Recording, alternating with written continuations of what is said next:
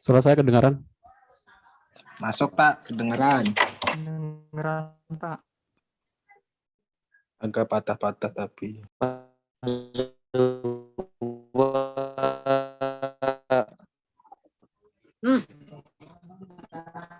Suaranya putus-putus.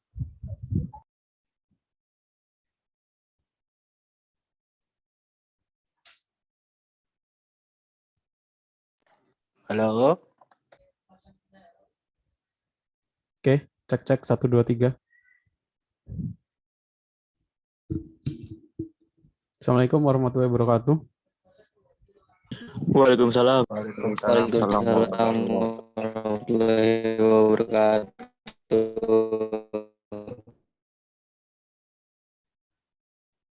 Oke, alhamdulillah di pertemuan hari ini kita dapat ketemu lagi untuk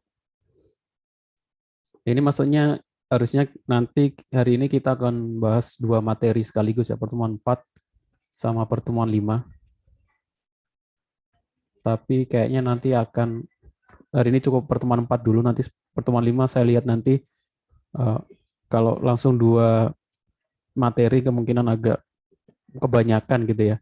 Soalnya nanti di materi 4 itu ada tugas, di materi kelima juga ada tugas, jadi kemungkinan hari ini pertemuan 4 dulu, nanti pertemuan 5 minggu depan. Karena di pertemuan 4 ini kita kemarin kita sudah belajar tentang PLSQL ya. PLSQL. Saya kira itu sudah cukup ya tentang pembuatan pengenalan bahasa bahasa pemrograman di Oracle tentang PLSQL, for dan if. Saya kira itu cukup. Yang belum dikerjakan tugasnya silakan dikerjakan. Saya sekarang habis ini fokus ke pembuatan tabel karena saya merasa kadang kalau sedang uji KKP atau sedang uji skripsi pun masih ada yang salah dalam buat tabel. Jadi pertemuan 4 itu yang sekarang itu kita akan bahas tentang perancangan IR diagram. Nanti di pertemuan kelima atau minggu depan tentang implementasi dari IR ke dalam bentuk tabel. Jadi setelah dalam bentuk tabel, pengisian data, habis itu data manipulasi DML gitu ya. Habis itu kemudian implementasi ke bahasa pemrograman, habis itu ke buat sistem gitu ya, menampilkan data dari database Oracle. Oke. Tapi sebelum saya masuk ke materi selanjutnya,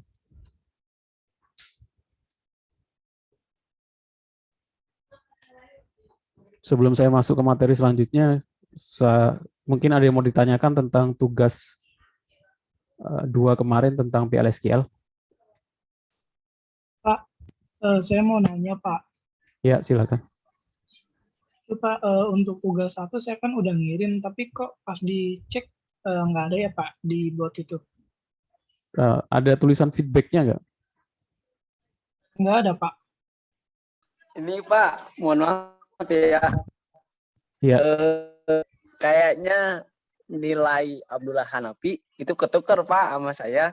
Soalnya tugas 1 saya belum ngirim. Cuman nilainya udah ada gitu. Oh, bentar saya lihat dulu ya. Abdul Hanafi sama M. Hanafi Imaduddin. Jadi kalau saya belum ngirim Pak. Kalau tugas 1. yang belum ngirim siapa? Saya. Tapi nilai di bot WA-nya udah ada gitu. Mungkin ketukar gitu Pak. Bentar, saya nggak lihat yang ngobrol ini siapa? Saya cek dulu ya. Tugas 1 ya? Betul Pak.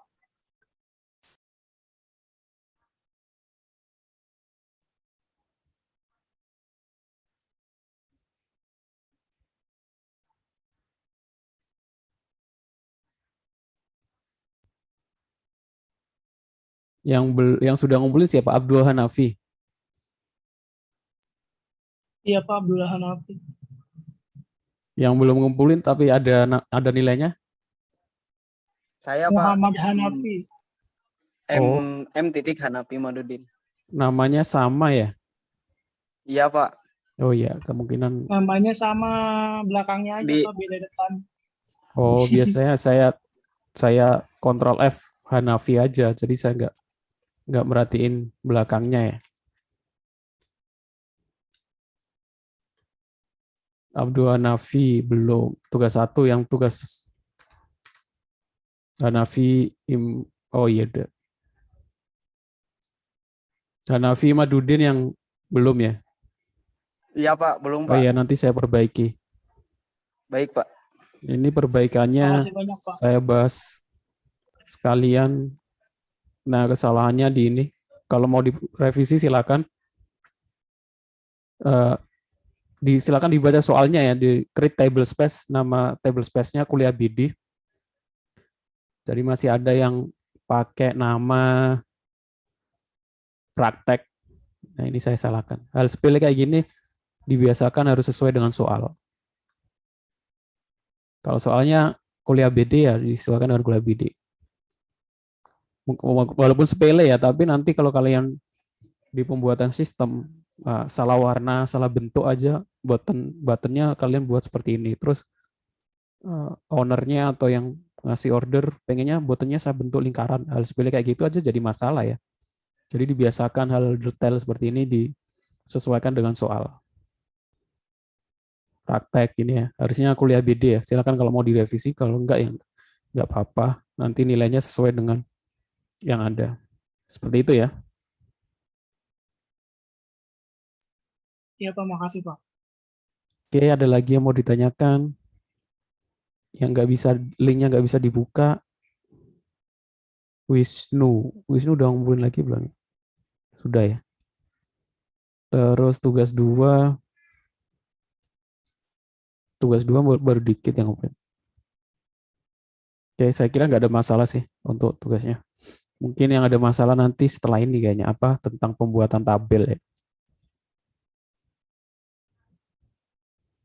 Karena saya yakin masih banyak yang masih salah dalam perancangan tabel, IR diagram, bahkan sudah buat sistem juga masih ada yang salah ya. Saya lihat di KKP kemarin, ketika nguji sidang KKP. Sekarang saya bahas nanti tugasnya individu. Pak, boleh ya, Pak? Ya, gimana?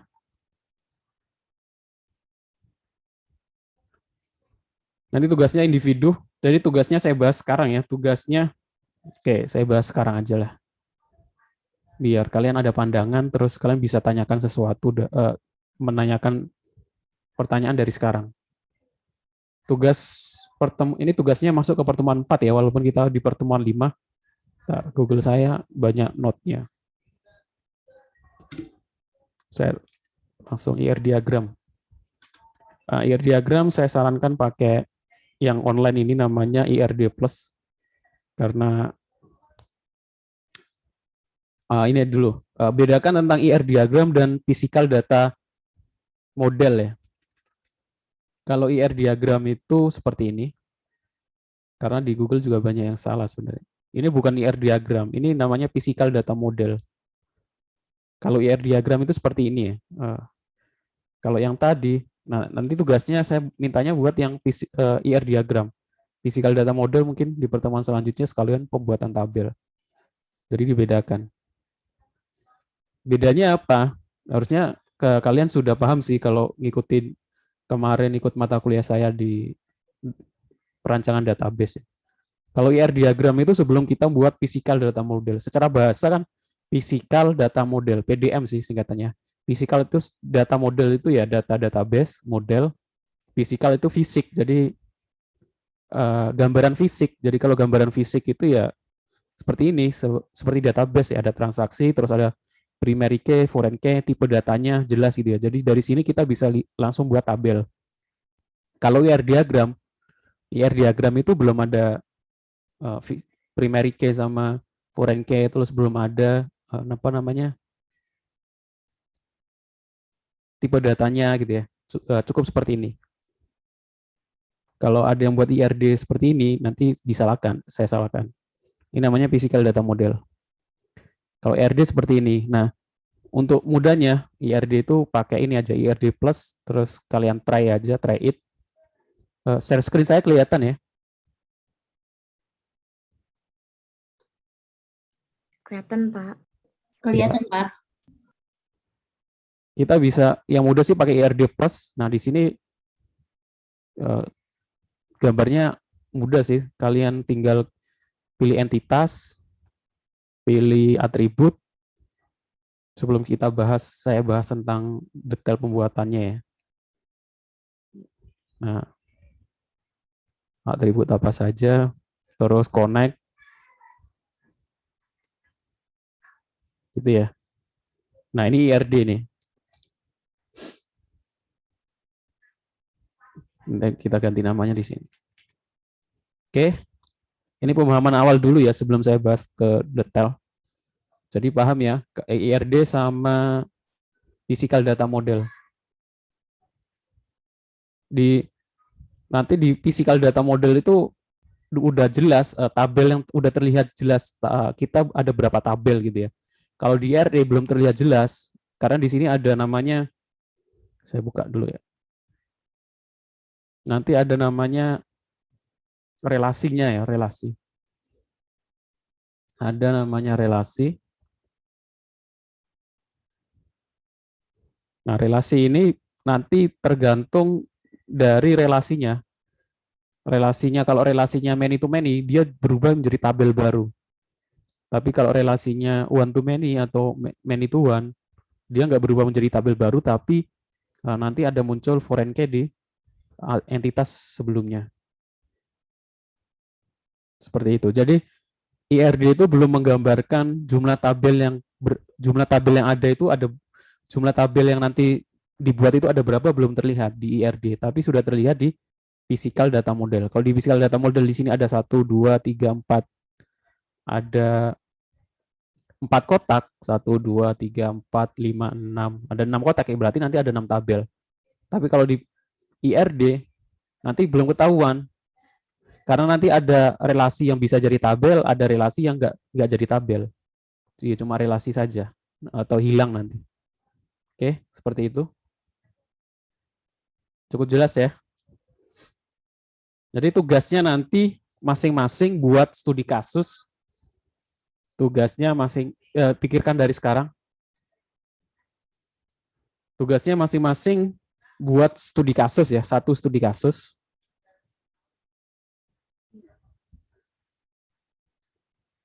Nanti terus diimplementasikan dalam bentuk IRD. Jadi tiap orang beda-beda sih, saya sarankan tiap orang beda-beda. Minimal ada 3 tabel di dalam di studi kasusnya ya. Nggak boleh cuma 1 tabel. Nah, nanti studi kasus ini akan kita lanjutkan sampai proyek UAS menjadi sebuah sistem. Seperti itu ya. Sudah tergambar tugasnya hari ini. Jadi tugas sekarang nanti kira-kira akan berkelanjutan. Tugas sekarang itu membuat IRD ini. Tugas selanjutnya, pertemuan selanjutnya mungkin physical data model, terus pembuatan tabelnya. Kalau tabelnya sudah dibuat, habis itu tugas selanjutnya ngisi datanya. Kalau datanya sudah diisi, nanti ada DML, data manipulasi language, bagaimana menampilkan mahasiswa yang tinggalnya di Cikarang, menampilkan mahasiswa yang nilai-nilainya di atas ini ya, mahasiswa dengan itu data manipulasi language ya, dengan yang huruf depannya M gitu ya, atau huruf belakangnya K itu bagaimana dan lain sebagainya. Nanti setelah itu baru kita connect Oracle ke bahasa pemrograman, boleh pakai Java, Python atau PHP. Habis itu kita buat halaman home, buat edit, update, delete, terakhir ya jadi sebuah sistem. Nanti kalau bisa sih ada login dan logout. Oke.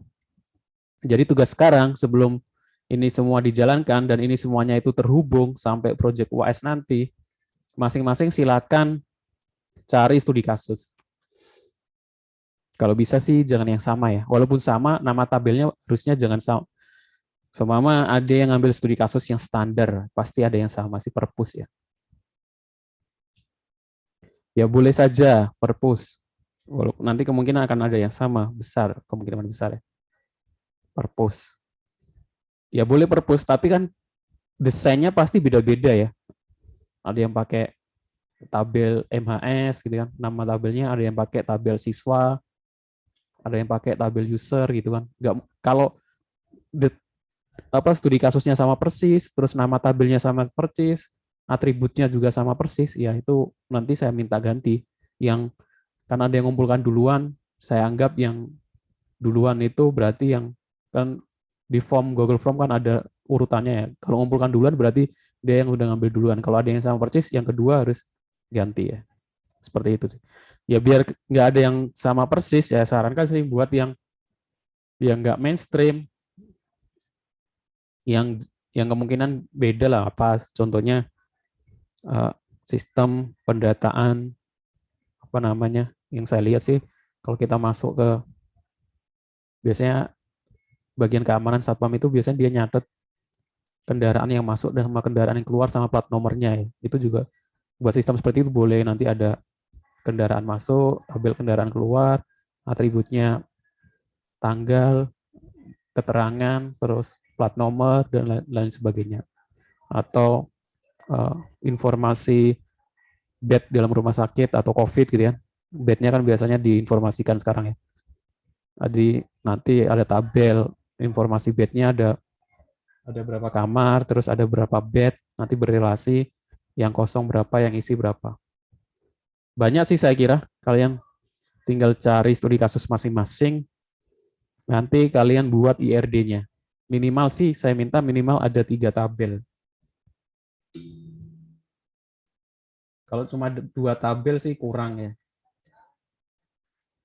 Karena sudah semester 8 sih harusnya 3 tabel. Dan ada relasinya paling enggak. Boleh lebih dari 3 sampai 5 atau 10 terserah. Oke. Cukup jelas ya untuk tugasnya. Sudah tergambar.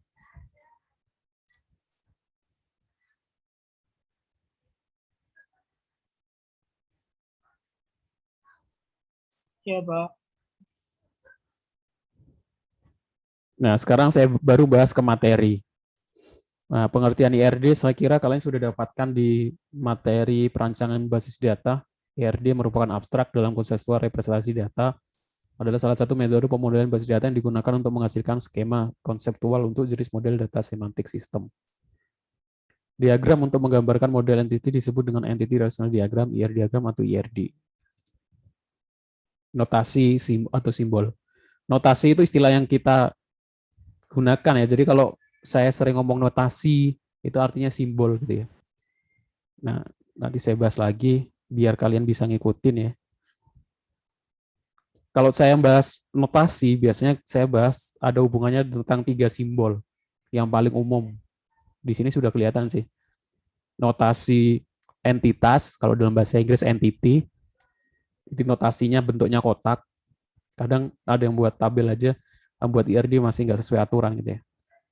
Entity di mana-mana atau entitas harusnya bentuknya kotak ya. Terus action, ini bukan action, relasi atau action boleh saja atau relasi, notasi relasi bentuknya apa nih? Jajar genjang. Terus atribut itu bentuknya lingkaran, lonjong nih. Jadi diingat-ingat cuma 3 itu saja dalam IR diagram, atribut, entitas sama notasi relasi. Entitas itu apa? Atribut itu apa? Kalau di dalam pemrograman berorientasi objek, entitas itu adalah sebuah kelas gitu ya. Udah ikut mata kuliah pemrograman berorientasi objek kan? Udah? Apa, Pak?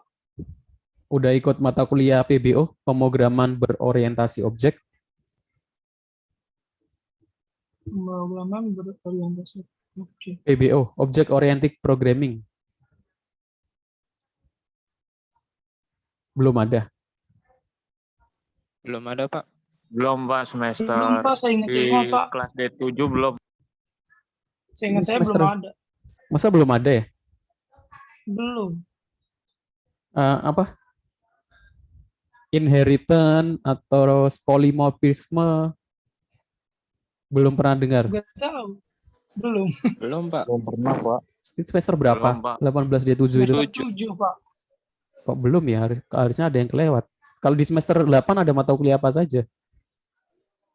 8 nggak tahu. Semester 8 bukan skripsi aja. Nggak tahu. Nggak tahu Pak, ini kan semester Belum 7 tahu, Pak. Pak. Iya, Pak. Harusnya semester 7, maksudnya saya kira semester 8 itu udah nggak ada mata kuliah lagi. Biasanya cuma skripsi aja. Masih ada mata kuliah. Tapi harusnya PBO sudah ada sih, karena agak susah. Oke, saya jelaskan sekalian ya, PBO atau Object Oriented Programming. Ada yang pernah dengar? Belum, Pak.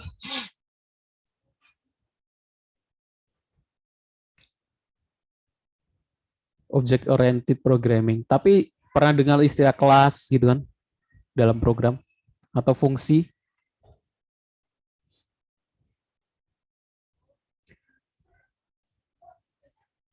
Jadi entitas itu sebenarnya seperti kelas gitu ya. Entitas itu contohnya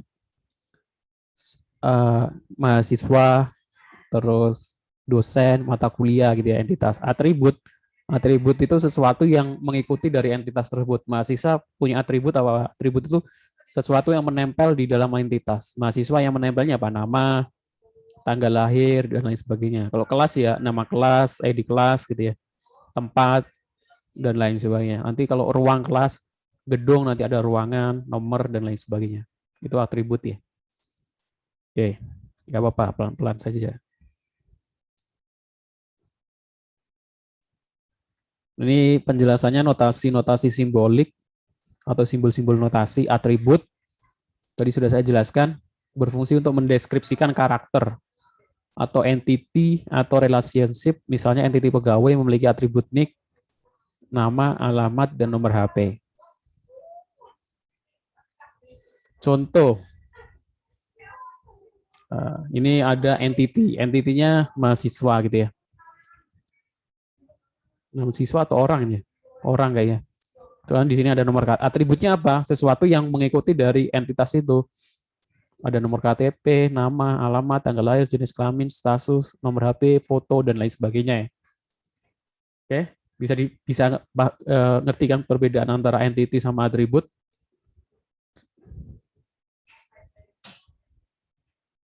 Iya, Pak. Oke, Iya, saya Pak. pelan-pelan biar paham sih. Terus, nah notasi IRD, notasi jadi perbedaan seseorang mudah mengikuti sesuatu, paham sesuatu, kemampuan untuk beradaptasi sih. Sebenarnya kemampuan orang untuk belajar bahasa pemrograman itu kemampuan semakin mudah dia beradaptasi atau mengenal sesuatu, dia akan lebih mudah untuk belajar hal baru ya sebenarnya. Kalau kita mendengar kata notasi, yang tergambar dengan notasi itu apa? Sesuatu yang aneh. Ganti aja langsung dengan yang ada di pikiran kita simbol gitu ya. Notasi IRD artinya simbol IRD yang lebih mudah. Tapi aturannya emang nyebutnya notasi. Hal barunya seperti itu ya. Notasi entitas bentuknya seperti ini. Jadi nanti kalau ada yang buat IRD selain bentuk ini, harusnya nggak sesuai. Karena nanti saya sering nemuin juga ada yang buat IRD salah-salah nih. Maksudnya simbolnya nggak sesuai dengan aturan di maksudnya bimbingan KP dan skripsi. Notasi relasi sama notasi atribut. Terus ada garis untuk penghubung antar notasi.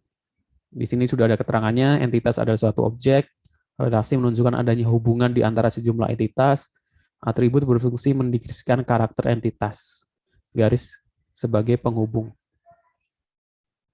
Bentar. Kok Zoom saya habis ya? Tinggal 10 menit lagi.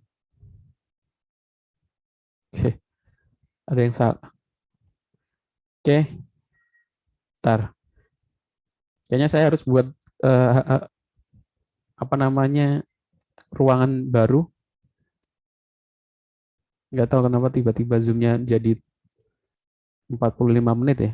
Sebelumnya bisa sampai lebih dari 45 menit.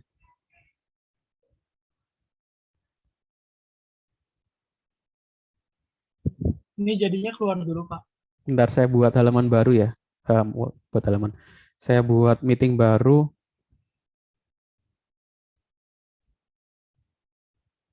Nanti saya taruh linknya dulu, baru kalian keluar ya. Agak aneh juga sih. Sebelumnya nggak pernah ya.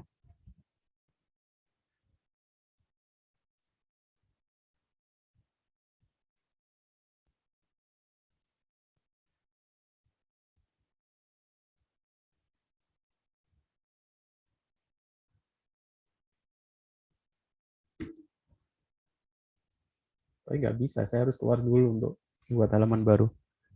Oke, ini saya end dulu ya. Nanti saya kasih link Zoom yang baru di grup WhatsApp. Seperti itu ya.